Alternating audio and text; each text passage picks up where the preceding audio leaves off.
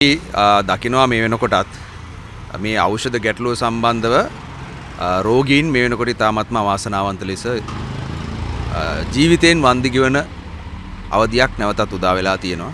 ඉතින් බොහොම කනගාටුයි. මොකද අවසානයේ මේ ගැටලුවට මුහුණ දෙන්නේ සෞඛ්‍ය වෛද්‍යවරුන්, විශේෂඥ වෛද්‍යවරුන්, ප්‍රමුඛ සෞඛ්‍ය සේවකයන් සහ අනිකුත් මේ අසරණ රෝගී ජනතාව. දැන් මේ වෙනකොට මේ ඖෂධවල ගැටලුව තියෙන නිසා, ප්‍රමිතිකරණයේ ගැටලුව නිසා රෝගීන්ට ජීවිතේම වන්දි ගෙවන්න වෙලා තියෙනවා. එක්කෙනෙක් වෙන්න පුළුවන්, දෙන්නෙක් වෙන්න පුළුවන්, 100ක් වෙන්න පුළුවන්, 1000ක් වෙන්න පුළුවන්. අපිට ප්‍රමාණය වැදගත් නැහැ. එක රෝගියෙක් වුණත් මේ රටේ අපේ ජනතාව, අපේම ජනතාවගෙන් තවත් පුද්ගලෙක්.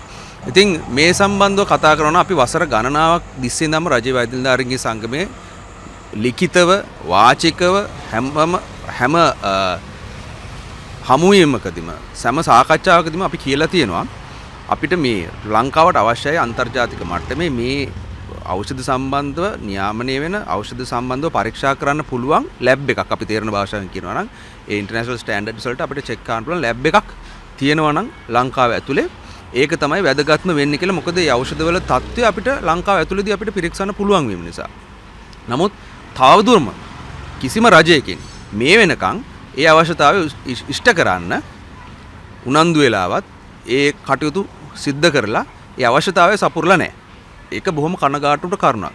ඉතින් අපි මෙතනදී බෝලේ පාස් කළ වැඩක් නැහැ. දේශපාලන අධිකාරියෙන් රාජ්‍ය නිලධාරීන්ට, රාජ්‍ය නිලධාරීන් දේශපාලන අධිකාරියට, අර ආණ්ඩුවෙන් මේ ආණ්ඩුවට, මේ ආණ්ඩුවෙන් කලින් ආණ්ඩුවට මෙහෙම අපි බෝලේ පාස් කළ වැඩක් නැහැ. මොකද ප්‍රශ්නේ තියෙන්නේ මේ ගැටලුවෙන් බැටකන්නේ, මේ ගැටලුවෙන් අවසාන වශයෙන් දුක් විඳින්නේ, මේ ජීවිත වලින් දුක් විඳින්නේ අපේ අහිංසක දුප්පත් රටේ රෝගී ජනතාව, අපේ මහ ජනතාව. ඒ ඔබගේ අම්මා තාත්තා වෙන්න පුළුවන්, සහෝදරයෙක් වෙන්න පුළුවන්, මගේ අම්මා තාත්තා වෙන්න පුළුවන්, සහෝදරයෙක් වෙන්න පුළුවන්. මේ අපේ හැමෝගෙම ජීවිත තමයි මේකෙන් අනතුරටපත් වෙන්නේ. ඒ නිසා අපි මෙතන වැඩක් නැහැ බෝලේ පාස් කරගෙන සහ අපි මේ එකිනෙකාට ඇඟිල්ල දික් කරගෙන චෝදනා කරගෙන. මොකද මේක සාමූහික වගකීමක්. මේකෙන් කාටවත් ගැලවෙන්න බෑ. දේශපාලන අධිකාරියට ගැලවෙන්නත් බෑ, බලධාරීන්ට ගැලපෙන්නත් බෑ.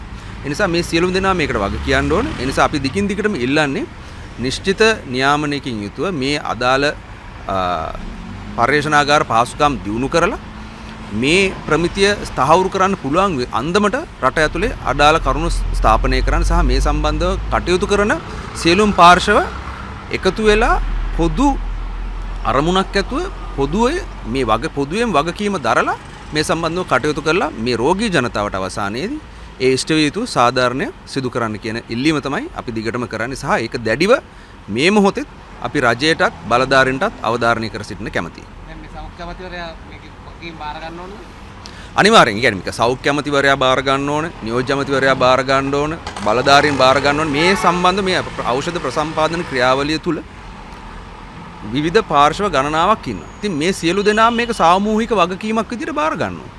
මොකද යම් කිසි වැරද්දක් වෙලා තියෙනවා නම්, ගැටලුවක් වෙලා තියෙනවා නම් ඒ සඳහා නිශ්චිත සාධනීය පිළිතුරක් අරගෙන උත්තරයක් හොයලා මේ ජනතාවට සෙත සලසන එක තමයි අවසානයේදී සිද්ධ වෙන්න ඕන. ජනතාවගේ ජීවිතය ආරක්ෂා කරගන්න එක තමයි අවසානයේදී සිද්ධ වෙන්න ඕන. ඒ නිසා ඒ සම්බන්ධව අපි දිගටම කියන්නේ මේ ප්‍රමිතිය නියාමනය කිරීම සඳහා, ප්‍රමිතිය පරීක්ෂා කර බැලීම සඳහා මේ අපිට අවශ්‍ය වෙන ලැබ් ඒ පහසුකමක් ස්ථාපනය කරන්න ලංකාව ඇතුලේ ස්ථාපනය කරලා ඒ මගින් අදාළ කටයුතු ටික අපිට සම්පූර්ණ කරගන්න පුළුවන්.